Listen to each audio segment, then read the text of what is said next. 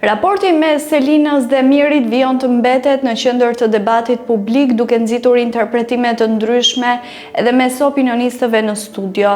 Monika Kryemadhi dhe Arbër Hajdari shfaqin qëndrime të kundërta lidhur me natyrën e kësaj marrëdhënieje, duke ndarë diskutimin mes ndjenjave personale dhe një aleance strategjike në lojë. Arbër Hajdari shprehur bindjen se mes dyshes kanë lindur ndjenja, të paktën nga ana e Selinës.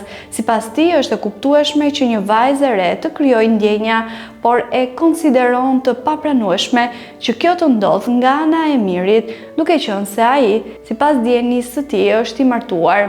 Hajdari theksoi se Miri e ka tepruar në këtë raport dhe duhet të tregonte më shumë kujdes.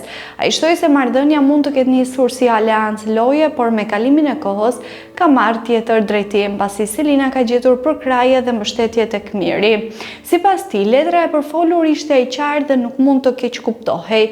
Nga ana tjetër, Monika Kryemadhi e sheh Mirin thjesht si një gentil, duke theksuar se ai sillet me edukat dhe respekt ndaj të gjithë vajzave. Ajo shprehu mosbesimin se mes tyre ka diçka më shumë se sa miqësi dhe bashkëpunim në lojë, edhe pse pranoi se po të ishte në vendin e një prindi, do reagonte ndryshe.